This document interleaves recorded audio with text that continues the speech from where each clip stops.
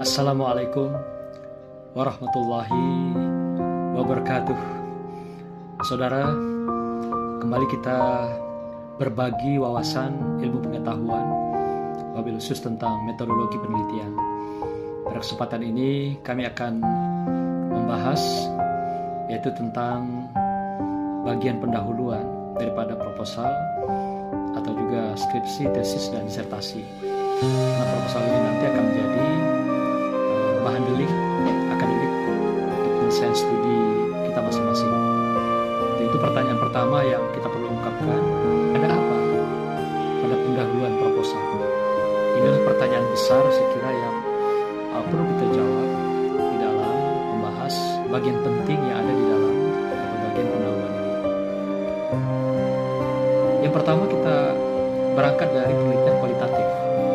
Baru nanti pada segmen kedua kita bicara pada penelitian kuantitatif. Karena dua pendekatan penelitian ini agak beda hal-hal yang ada pada bagian pendahuluan ini. Mari kita lihat apa yang berbeda sangat signifikan dan di mana kesamaan-kesamaan masing-masing nanti di antara dua mazhab penelitian ini yang kita bahas pada kesempatan yang sangat-sangat sederhana ini. Saudara, kita berangkat dari sistematika bagian pendahuluan, yaitu penelitian kualitatif.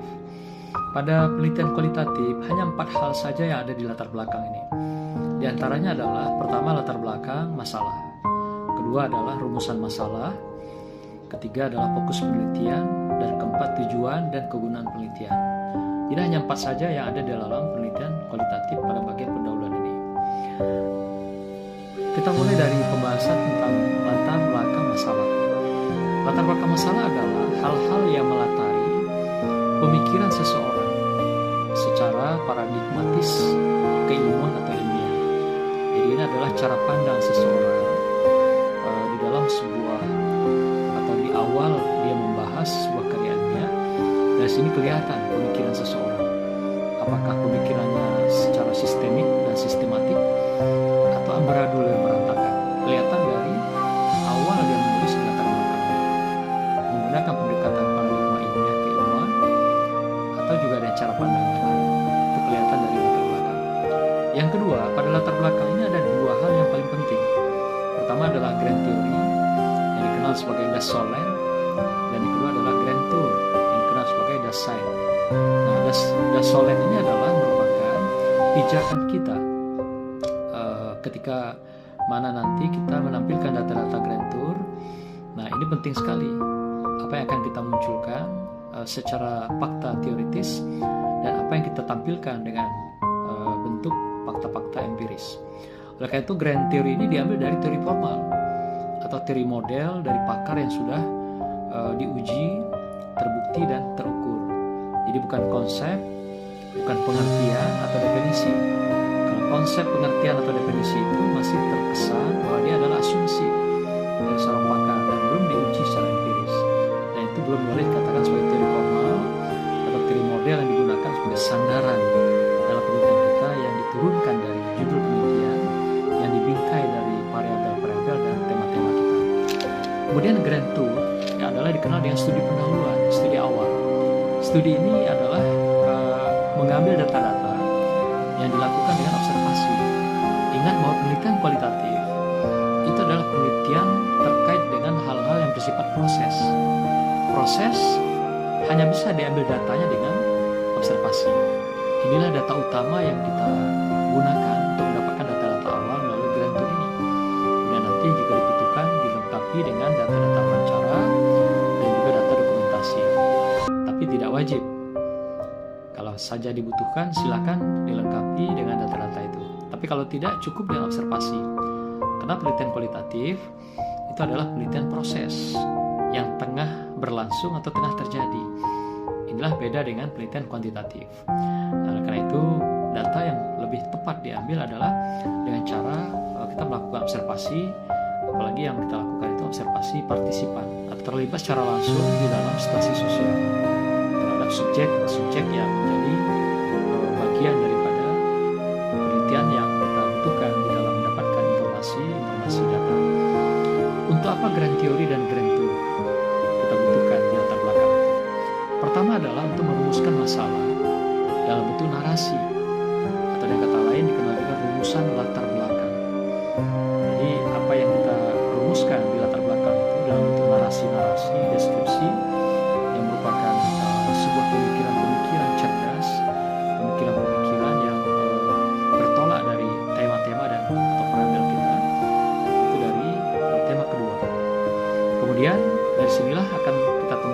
masalah. Masalah yaitu apa yang berbeda antara das solen secara fakta teoretik dan das sen, fakta empirik. Nah, dua fakta inilah yang kita dudukkan dalam grand theory dan grand tour. Grand theory untuk mengungkap fakta-fakta das solen secara teoretik, sedangkan yang berkenaan dengan das sen yaitu fakta-fakta empirik, data-data lapangan, apa yang kita butuhkan yang berbeda dengan teori yang sudah kita kembangkan, kita kemukakan, yang menjadi sandaran kita di latar belakang. Kemudian ketiga, merumuskan pertanyaan penelitian yang dikenal juga dengan rumusan masalah. Kalau tadi rumusan latar belakang, sekarang rumusan masalah. Nah, ada yang mengatakan itu adalah grand question atau pertanyaan utama. Jadi grand question ini adalah merupakan pertanyaan penelitian yang akan kita jawab nanti di dalam pelaksanaan penelitian yang sebenarnya. Jadi kalau sekarang ini dikenal dengan penelitian secara umum, itu artinya kita mendapatkan data awal yang menjadi data mendukung penelitian kita melalui grand tour, dan kemudian nanti kita melakukan penelitian yang sebenarnya itu dikenal dengan mini tour. Kan penelitian kualitatif itu kan dikenal juga penelitian yang dilakukan secara elaboratif. Elaboratif itu artinya berdalam-dalam, juga berlama-lama dan berpanjang-panjang sampai jenuh data. Inilah penelitian yang menjadi khas daripada penelitian kualitatif. Yang kita meneliti adalah dari sudut mereka, subjek, bukan dari sudut kita. Maka itu dikenal penelitian kualitatif itu yaitu penelitian dari sudut emik. Emik itu dari sudut mereka. Sedangkan sebaliknya kalau kuantitatif itu dari sudut etik, dari sudut kita peneliti. Nah, ini beda signifikan yang saya katakan tadi. Saudara, bagaimana merumuskan latar belakang ini supaya dia betul-betul terbangun, terbingkai dengan baik gitu, dan bahwa dia layak menjadi sebuah proposal atau juga menjadi bagian daripada disertasi, tesis, dan skripsi kita. Ada beberapa hal yang kita catat dari beberapa buku dan pakar. Di antaranya adalah dari awal daripada bab 1 ini atau pendahuluan ini di latar belakang, kita awali dengan membangun kalimat yang bersifat naratif atau deskriptif sebagai pembuka hazanah keilmuan penelitian ilmiah.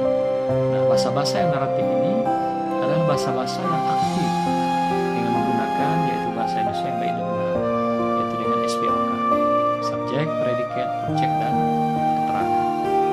Gunakan kata-kata dan bahasa yang kita pilih yang populer dan juga sekaligus ilmiah.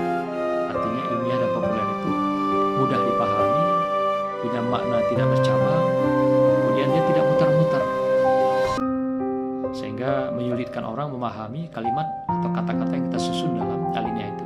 Berapa banyakkah kita butuhkan kata-kata atau dalam baris yang kita butuhkan dalam bangun kalimat ini?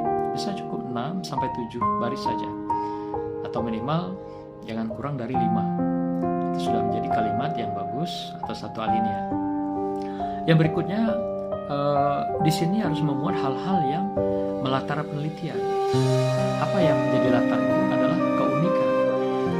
Keunikan itu sesuatu yang tidak biasanya, sesuatu yang luar biasa. Inilah keunikan itu. Apakah menyangkut keunggulan, atau juga boleh sebaliknya, kelemahan atau kekurangan. Maka itu penelitian itu dua pilihan.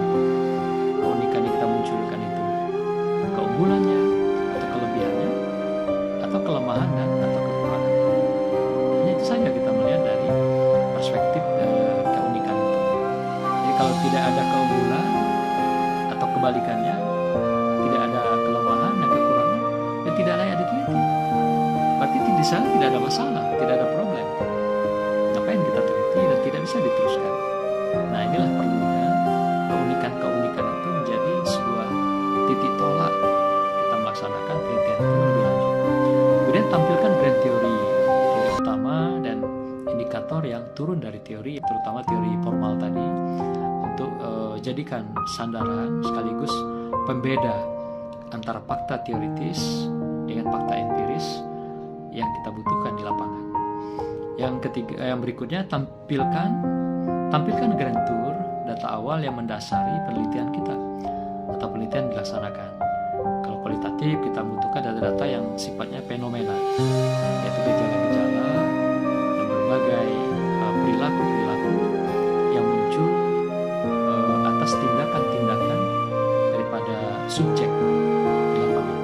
Jadi yang diambil fenomena-fenomena yang bertolak dari teori dan indikator. Inilah yang diambil dalam Grand Tour itu. Nah, artinya data Grand Tour itu adalah hal-hal yang berbeda dengan teori dan indikator yang kita rumuskan, yang kita turunkan dari teori itu. Jadi apa yang berbeda dalam rumusan itu yang jadi pintu kita masuk untuk melakukan penelitian selanjutnya. Tapi kalau belum ketemu data-data Grand Tour yang berbeda dengan teori, kita belum ketemu pintu masuknya. Tentu saja tidak bisa dipaksakan memasuki pintu gerbang sebuah riset kalau kita belum punya problem yang kita munculkan sebagai rumusan-rumusan ini yang berbeda antara fakta teoritik dan fakta empirik yang kita peroleh melalui observasi partisipan atau partisipasi terlibat di dalam situasi sosial. Yang berikutnya adalah fokus bahasan kita itu pada tema kedua kalau penelitian kualitatif. Kenapa? Karena pada tema kedua itulah letak masalah penelitian kita. Jadi masalah kita itu adanya di rumah tema kedua. Jadi tema pertama bagaimana? Tidak perlu didalami atau tidak perlu dilengkapi data-data yang kita butuhkan. Seperti tadi melihat keunikan itu, yang perlu dimunculkan keunikan adalah pada rumah masalah, yaitu tema kedua. Jadi ingat, rumah masalah penelitian kualitatif ada pada tema kedua, bukan pada tema yang pertama. Saudara, rumusan masalah yang pada bagian berikutnya dikenal juga dengan istilah grand question. Ya, jadi ada 3 bagian pada latar belakang atau pendahuluan ini. Pertama tadi grand theory dan grand tour. Ketiga apa? Adalah grand question. Itu 3 kesenyawaan yang tidak terpisahkan. Jadi kalau sebuah pendahuluan pada bab 1, kalau tidak muncul 3 aspek itu, grand theory, kemudian grand tour dan grand question, itu belum lengkap. Ya, kaidah-kaidah atau juga norma-norma yang kita bangun secara akademis pada bab 1. Nah, inilah pokok-pokoknya. Kemudian rumusan masalah itu pada penelitian kualitatif itu biasanya hanya 4 hal.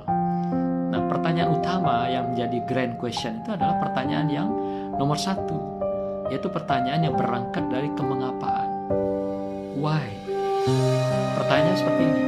Mengapa kepemimpinan transformasional belum mampu mengembangkan SDM di PT KIS Provinsi Sumatera Barat? Ini contoh saja sebuah penelitian yang mengangkat tentang kepemimpinan transformasional dalam mengembangkan SDM di PT KIS. Berdasarkan grand tour yang ditemukan di lapangan, ada yang berbeda dengan teori yang sudah dirumuskan. Apa bedanya? Yaitu ditemukan di sini data awal yang berbeda dengan teori dan indikator adalah SDM di PT KIS ini belum mampu dikembangkan karena mereka sudah melakukan transformasi yang sudah merubah status namanya dari sekolah tinggi yang menjadi IAI misalnya, Institut Agama Islam Swasta. Ada juga Indaristit menjadi sekolah tinggi. Tapi realitanya di sana belum mampu mengembangkan SDM-nya, PSDM dosen, SDM karyawan, pejabat struktural, sampailah pada SDM mahasiswa. Jadi dalam rumusan masalah ini kita temukan tema pertama dan tema kedua. Tema pertama adalah kepemimpinan transformasional. Tema kedua adalah pengembangan SDM di PT KIS. Nah, inilah yang kita jadikan tema dalam penelitian kualitatif. Dan pertanyaan yang pertama ini adalah pertanyaan utama, grand question, yaitu kemengapaan. Jadi dalam penelitian kualitatif itu, ini yang paling utama dan pokok. Yang lain-lain itu komplemen. Jadi dengan kata lain, walaupun hanya satu pertanyaan ini, tapi inilah yang dijawab dalam penelitian dalam bentuk mini tour, itu sudah bisa mewakili penelitian secara keseluruhan. Tapi kalau pertanyaannya berapapun jumlahnya, ternyata tidak mengungkapkan pertanyaan kemengapaan, belum selesai itu penelitian. Walaupun sudah sampai 500 halaman, 1000 halaman sekalipun yang hasil temuan penelitian itu, tapi kalau pertanyaan kemengapaan tidak muncul, tidak dijawab dalam penelitian, itu bukanlah penelitian kualitatif. Dan penelitian itu belum usai. Ingat, dalam penelitian kualitatif kita mengungkap makna yang sesungguhnya, yang dikenal dengan meaningful, atau di dalam istilah Weber dikenal dengan Verstehen, mengungkap makna yang sesungguhnya dari atau di balik tindakan perilaku seseorang. Nah, kalau kita ingin tahu makna yang sesungguhnya meaningful itu, ya hanya dengan pertanyaan kemengapaan, mengapa? Kalau tidak ada yang pertanyaan kemengapaan atau mengapa ini, tidak akan pernah kita ungkap makna yang sesungguhnya atau Verstehen dalam penelitian kualitatif. Maka itu pertanyaan apapun selain dari kemengapaan itu hanyalah pelengkap atau istilahnya komplement. Seperti misalnya contohnya, pertanyaan kedua, bagaimana kepemimpinan transformasional PTKIS di Provinsi Sumatera Barat? Itu adalah pertanyaan terhadap tema yang pertama. Dan pertanyaan ingat bagaimana? Apa maksud pertanyaan bagaimana itu? Adalah kita ingin mengungkap makna yang ada di permukaan luar, atau menjelaskan deskripsi narasi permukaan bagian luar. Nah, sementara kemengapaan membuka makna yang sesungguhnya, yaitu permukaan bagian dalam. Nah, demikian juga pertanyaan yang ketiga, bagaimana kondisi SDM di TKIS Provinsi Sumatera Barat? Nah, ini adalah tema yang kedua. Artinya pertanyaan bagaimana di sini juga sama, kita mengungkap deskripsi narasi pada tema kedua. Nah, yang keempat adalah pertanyaan gabungan tema satu dan tema kedua. Tapi pertanyaannya bagaimana? Sama, kita ingin mengungkap permukaan luar. Pertanyaannya adalah bagaimana kepemimpinan transformasional PTKIS dalam mengembangkan SDM di Provinsi Sumatera Barat. Sama dengan pertanyaan yang nomor satu. Tapi pertanyaan nomor satu tadi dia berangkat dari mengapa. Kalau pertanyaan nomor 4 ini berangkat dari bagaimana. Nah, sehingga dengan demikian kita lagi-lagi mengungkap pada perspektif pertanyaan ini adalah dari sisi permukaan luar, bukan permukaan dalam. Kemudian bagian berikutnya, saudara, fokus penelitian. Fokus penelitian itu kalau dalam penelitian kualitatif sekaligus itu membatasi penelitian. Maka itu fokus penelitian dilakukan itu sesuai dengan nomenklatur atau prodi peneliti sendiri. Misal kita pernah meneliti di bidang manajemen pendidikan, maka fokusnya adalah nomenklaturnya adalah ilmu tentang manajemen di bidang pendidikan. Nah, itu yang difokuskan. Nah, kemudian lagi kalau nanti ada konsentrasi misalnya, kita katakan meneliti tentang kepemimpinan transformasional. Nah, itu kan masih umum. Karena yang mungkin kita mau lihat dari sisi-sisi yang tertentu. Misalnya kepemimpinan transformasional ini mau dilihat dari sisi pengembangan atau perubahan lembaga. Nah, fokus saja itu pada institusi. Atau misal fokusnya pada SDM misalnya tadi seperti dibahas. Atau misal perubahan itu pada aspek misalnya pembiayaan, kesejahteraan, bisa juga. Atau pada aspek lain, misalnya pada aspek kurikulum. Nah, itulah yang jadi fokus kita. Dari tema besar tadi dikatakan kepemimpinan transformasional, tapi kita fokuskan penelitian kita batasi misalnya hanya pada aspek pembiayaan atau aspek institusi. Nah, begitulah cara kita membatasi ruang gerak daripada sudut penelitian kita. Fokus penelitian itu adalah titik sudut terkecil yang menjadi sorotan, yang menjadi bahasan, telaah atau kajian kita. Jadi titik yang terkecil. Jadi tidak membias kemana-mana, ke kiri, ke kanan, tidak. Jadi titik fokus hanya pada sudut yang sudah kita tetapkan. Jadi dengan kita menampilkan katakan gaya kepemimpinan transformasional, nah kemudian kita fokuskan lagi yang lebih kecil.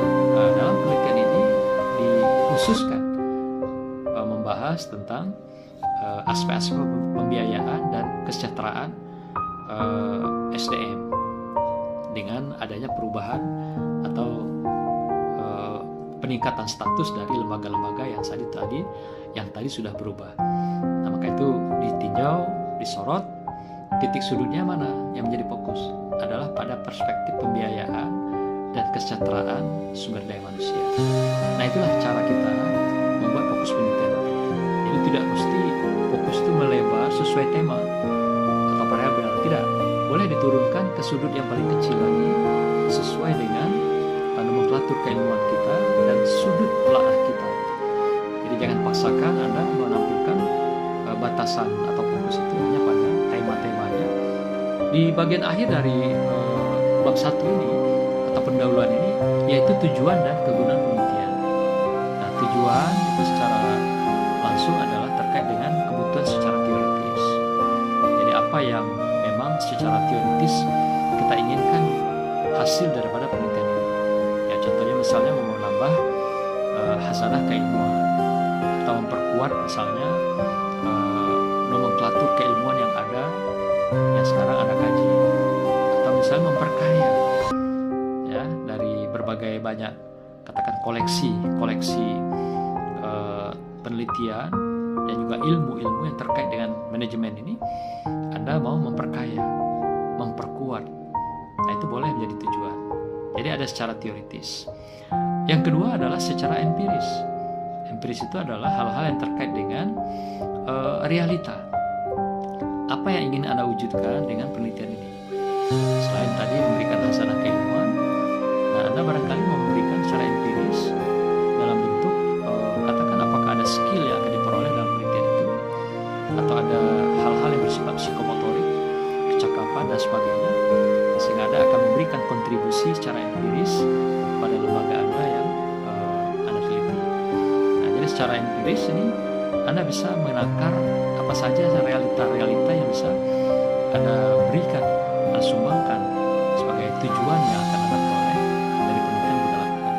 Maka itu cukup dua di sini, ada secara teoritis dan secara empiris. Empiris itu adalah pengalaman secara nyata atau realitanya.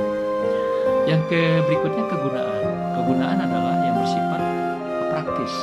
Praktis itu berupa misalnya rekomendasi-rekomendasi yang kita berikan kepada pihak-pihak tertentu.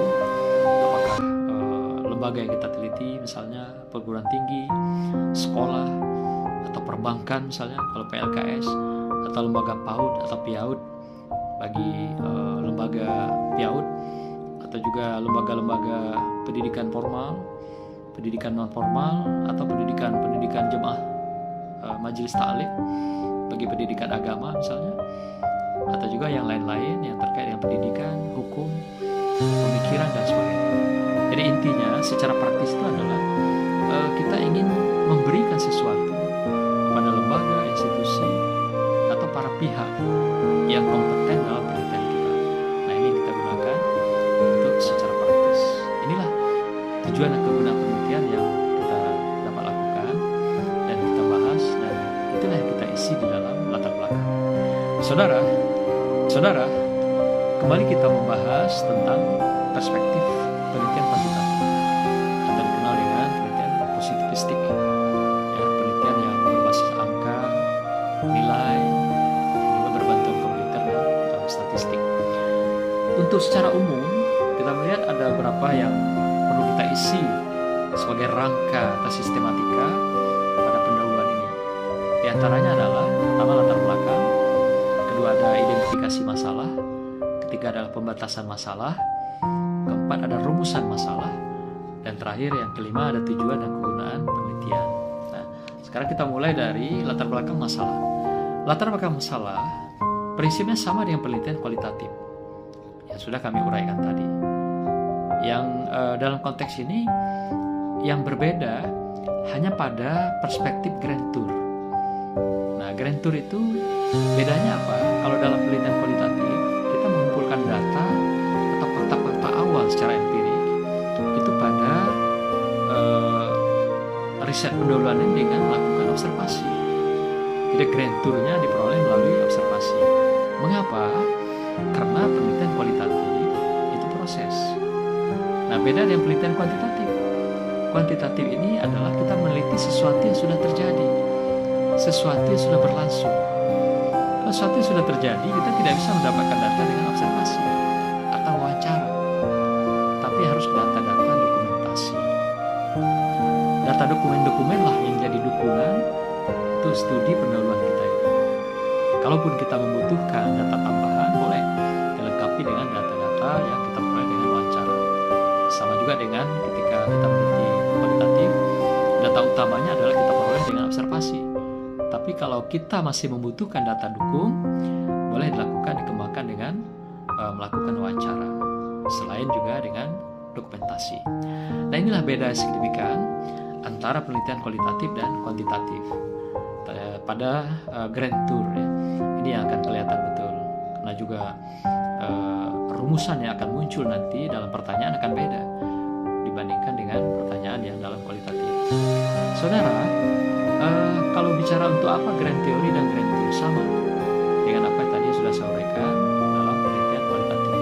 Ini sama juga pertama untuk merumuskan masalah dalam bentuk narasi-narasi dan menemukan masalah yang berbeda antara the Solent sebagai teori dan juga the Science sebagai fakta, dan untuk merumuskan pertanyaan penelitian atau rumusan masalah sama dengan penelitian kualitatif.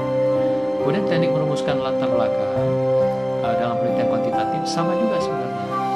Jadi kita mulai membangun kalimat narasi pada adia awal, kemudian masuk pembahasan berikutnya melalui pembahasan dalam bentuk teori-teori, dan kemudian dipaparkan atau diurai data-data yang kita peroleh melalui data dokumentasi.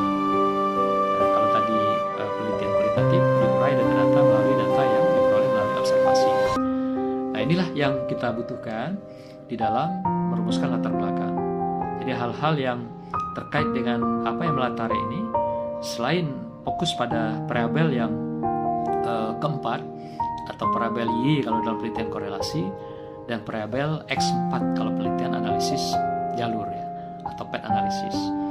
Kenapa ini yang kita munculkan sebagai posisi tekanan atau menjadi tumpuan daripada pembahasan ini? Karena disinilah tumpukan masalah itu yang berada pada variabel terikat, atau istilah kalau penelitian path analisis variabel endogen. Jadi posisi ini yang sangat penting kita munculkan, kita tampilkan dengan berbagai kelebihan dan keunggulannya. Begitu juga hal-hal yang melatar penelitian, kita tetap berangkat dari keunikan sama ya dengan penelitian kualitatif. Pun begitu juga kita nampilkan grand theory, kemudian grand tour sama ya, tapi datanya diperoleh dengan cara berbeda. Kemudian juga kita menampilkan fokus penelitian ini nanti itu pada rumah penelitian, yaitu variabel Y atau X4. Ini yang menjadi variabel yang titik tekan kita untuk melihat masalah dalam penelitian ini, untuk melihat keunikannya ya. Keunikan itu ada pada rumah masalah, yaitu pada Y, variabel terikat, atau variabel X4, variabel endogen istilahnya kalau dalam penelitian path analisis. Kemudian identifikasi masalah. Nah, ini berbeda yang signifikan antara penelitian kualitatif dan kuantitatif. Identifikasi masalah ini merupakan pengungkapan statement atau pernyataan terkait dengan variabel, utamanya variabel bebas atau eksogen dalam penelitian analisis path, yang dimungkinkan berkontribusi terhadap variabel terikat atau endogen tadi. Nah, jadi ini yang menjadi ciri khas identifikasi itu. Jadi statement-statement yang muncul. Kemudian statement ini dalam bentuk identifikasi ini ditelusuri berdasarkan teori yang terkait dengan variabel bebas. Jadi bukan mengada-ada juga. Jadi berdasarkan beberapa variabel bebas yang dianggap diduga bisa memberikan kontribusi pada variabel terikat atau variabel X4, ini berdasarkan analisis yang kita turunkan dari bacaan teori. Jadi bukan ujuk-ujuk dimunculkan statement-statement itu. Jadi kita baca ada beberapa variabel lain yang diduga secara teoritik bisa memberikan kontribusi, itu kita munculkan identifikasi. Artinya kita menampilkan ada variabel-variabel lain yang berbeda dengan variabel yang kita teliti, itulah yang menjadi identifikasi masalah. Dalam gambar konstelasi nanti ada simbol yang dikenal dengan simbol E, yang bacanya adalah epsilon. Atau dengan kata lain itu adalah variabel lain yang mungkin memberikan kontribusi pada variabel terikat dan variabel endogen istilah tadi. Nah, dari sinilah diturunkan ketika kita ingin memunculkan tentang identifikasi daripada masalah penelitian. Jadi bukan variabel yang kita teliti, tapi variabel di luar yang kita teliti, yang tadi diberikan kodenya ada epsilon. Nah, itulah yang menjadi simbol bahwa banyak variabel lain yang sebenarnya bisa memberikan kontribusi pada variabel terikat. Tapi dalam penelitian ini kita hanya batasi hanya 4 variabel saja, dan itu pun dibatasi mengecil lagi nanti seperti yang saya contohkan dalam kepemimpinan transformasional tadi. Jadi bisa bisa kecil lagi turun titik sudutnya itu yang kita batasi. Jadi tidak hanya terikat pada variabel, tapi turun dia pada sub-sub variabel berdasarkan nomenklatur keilmuan yang sudah berkembang dan maju. Kita bisa lebih kecil lagi yang kita sorot sebagai batasan penelitian nanti yang kita buat. Jadi ingat bahwa identifikasi masalah penelitian yang kita munculkan dalam penelitian kuantitatif adalah diambil diturunkan dari variabel epsilon, variabel yang bukan kita teliti, tapi ada di dalam lingkup penelitian kita, tapi dia tidak kita teliti gitu. Nah, inilah yang menjadi identifikasi. Saudara, berikutnya adalah rumusan masalah. Nah, ini juga agak beda signifikan dengan penelitian kualitatif. Kalau kualitatif tadi berangkat dari pertanyaan kemengapaan, mengapa, dan bagaimana. Nah, dalam penelitian kuantitatif justru yang dominan adalah pertanyaan apakah. Contohnya seperti ini. Misalnya penelitian korelasi, dia punya 4 variabel. Nah, kemudian kita rumuskan masalahnya dalam pertanyaan-pertanyaan sederhana. 1, apakah terdapat hubungan antara X1 dengan Y? Artinya variabel X1 dengan variabel Y. Yang kedua, apakah terdapat hubungan antara X2 dengan Y? Ketiga adalah, apakah terdapat hubungan antara X3 dengan Y? Dan keempat adalah, apakah terdapat hubungan antara X1, X2, dan X3 secara bersama-sama atau secara simultan dengan Y? Nah, itulah khas, ya, kekhasan daripada penelitian kuantitatif yang jauh beda dengan pertanyaan penelitian kualitatif. Demikian juga dalam berdasarkan yang kuantitatif yang berbasis model PET analisis atau analisis jalur, ini justru lebih banyak pertanyaan penelitiannya, yaitu ada 10. Kalau korelasi hanya 4. Karena korelasi hanya melihat atau mengukur adanya kontribusi searah. Searah maksudnya X1 terhadap Y. Udah selesai. X2 terhadap Y. Jadi searah saja, dia tidak. Nah, beda dengan penelitian analisis jalur. Dalam penelitian analisis jalur ini, dia punya 10 pertanyaan. Mengapa bisa sampai mengembang 10 pertanyaan itu? Karena semua variabel dilakukan analisisnya. Dia lakukan pengukurannya, dia lakukan perhitungan. Seperti misalnya ada apakah terdapat pengaruh antara X1 terhadap X4? 1. Kemudian apakah terdapat pengaruh antara X2 terhadap X4? 2. Kemudian yang ketiga, apakah terdapat pengaruh antara X3 terhadap X4? Kemudian apakah terdapat pengaruh antara X1 terhadap X2? Nah, ini mulai muncul perbedaan antara korelasi dengan analisis jalur. Jadi kalau dikorelasi tidak melihat hubungan antara S1 terhadap S2, S1 terhadap S3, tidak. Tapi dalam PET analisis itu semua diukur. Jadi bukan saja dia kepada X4 sebagai variabel endogennya atau terikat, tapi juga dilihat antar variabel. S1 terhadap S2, X1 terhadap S3, S2 terhadap S3. Belum lagi adanya variabel yang bersifat interpending di tengah. Jadi misalnya hubungan X1 terhadap X4 melalui X3 misalnya gitu. Nah, itu akan muncul nanti dalam penelitian seperti ini. Misalnya pertanyaan nomor 7, apakah terdapat pengaruh antara X1 terhadap X4 melalui X3? Itu ada variabel di tengah antara, yaitu variabel yang kita kenal interpending, atau juga itu juga adalah bagian dari variabel bebas sebenarnya yang dikenal dengan exogen. Nah, cuma di dalam PET analisis tidak terlalu populer variabel terikat dan bebas. Mereka menamakan istilahnya endogen dan exogen. Itulah yang digunakan dalam variabel itu. Endogen adalah variabel yang dikenal sama dengan variabel terikat, dan exogen adalah variabel bebas. Inilah yang dikenal dalam dua model penelitian kuantitatif. Jadi ada juga nanti yang bertanya, mengapa kok sampai 10 pertanyaan penelitian? Kenapa tidak kurangi 4 saja? Nah, kalau ada yang bertanya seperti ini, itu menunjukkan mereka tidak paham penelitian kuantitatif dengan pendekatan atau model PET analisis. Ya, karena itu sudah baku, sudah protapnya. Penelitian korelasi 4 pertanyaan, dan penelitian untuk PET analisis 10 kalau 4 variabel. Tapi kalau dikurangi 3 variabel, misal untuk tesis S2, ya berkurang lagi. Yang tadinya dikorelasi 4 pertanyaan, dia tinggal 3 saja nanti itu. Demikian juga yang di kalau penelitian PET analisis, yang 10 bisa jadi 6 atau atau bisa 5 gitu ya. Jadi tidak semuanya bisa disamakan jumlah pertanyaan penelitian itu. Tambah variabel, tambah banyak rumusan masalahnya. Itu aja intinya. Jadi kalau ada pertanyaan seperti yang saya sampaikan tadi, banyak sekali pertanyaannya, sampai 10. Apa 10-nya semua diukur? Oh iya, itulah protap penelitian dan analisis. Itu kita cukup tersenyum kalau ada pertanyaan demikian, ya, karena ada nanti yang bertanya karena ketidaktahuan atau tidak paham dengan penelitian kuantitatif. Nah, inilah yang memang sudah menjadi protap yang tidak bisa kita hindari di dalam penelitian ilmiah akademis. Saudara, di sini kita kenal juga ada istilah batasan penelitian. Kalau tadi pada penelitian kualitatif dikenal fokus penelitian, di sini kuantitatif mengenal batasan. Sebenarnya sama isinya, yaitu batasan penelitian dilakukan sesuai nomenklatur atau prodi peneliti. Jadi kita membatasi batasan di sini ya sesuai nomenklatur dan prodi kita. Itu yang kita berikan tekanan. Kemudian titik sudut terkecil yang menjadi sorotan, sama tadi seperti contoh. Jadi parabel misalnya kita gunakan kepemimpinan transformasional. Tapi yang kita sorot di dalam batas penelitian itu, dalam parabel kita, bukan semua dalam kepemimpinan transformasional itu.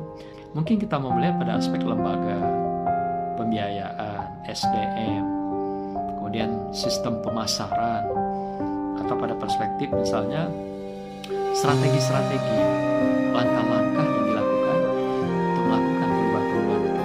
Nah, ini juga bisa menjadi batasan penelitian kita atau fokus penelitian yang kita lakukan. Itu tergantung gaya kita masing-masing.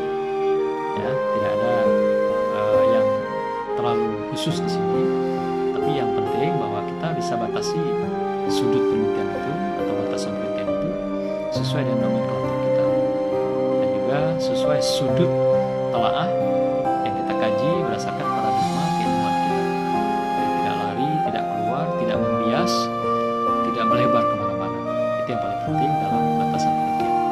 Saudara, di sini juga ada tujuan dan kegunaan penelitian dalam penelitian kuantitatif. Tadi sama juga dengan kualitatif. Ada sumbangan tujuan kita adalah untuk perspektif teoritis, yaitu menambah hasanah keilmuan. Secara empiris boleh jadi kita mau memberikan skill, pengalaman, dan hal-hal yang bermakna dari penelitian sudah kita lakukan. Jadi pada para pihak juga bisa dijadikan sebagai kontribusi yang kita berikan. Nah, secara praktis adalah berupa pemikiran-pemikiran segar yang kita rekomkan untuk institusi, lembaga, badan, atau para pihak yang terkait. Maka itu tujuan dan kegunaan penelitian ini lengkaplah ada teoritis, empiris, dan praktis. Nah, itulah saudara jawaban atas ada apa pada pendahuluan pada dua jenis penelitian yang kita tampilkan. Silahkan mencoba, semoga Anda bisa menampilkan karya-karya ilmiah cerdas dengan kita mendudukkan secara proporsional, secara profesional pada latar belakang. Demikian juga bahasan-bahasan yang ada pada pendahuluan secara keseluruhan. Dengan kuatnya latar belakang pendahuluan menunjukkan Anda seorang intelektual, seorang yang punya paradigma ilmiah akademis yang kuat, yang kokoh dan tangguh di dalam keilmuan. Tapi berantakan, amburadulnya bagian pendahuluan ini menunjukkan lemahnya keilmuan Anda, lemahnya akademis Anda, dan lemahnya paradigma ilmiah penelitian Anda. Tunjukkan Anda adalah orang hebat yang bisa membingkai cara berpikir, cara merasa, dan juga membingkai keilmuan di dalam latar belakang dan pendahuluan ini yang bahasa yang indah, yang terpilih, yang populer, gampang dipahami, dan juga bisa dicerna oleh semua orang sehingga meyakinkan apa yang Anda teliti, apa yang Anda lakukan dalam penelitian ini diterima sebagai sebuah bagian daripada karya ilmiah yang baik, yang berkualitas. Demikian, Assalamualaikum warahmatullahi wabarakatuh.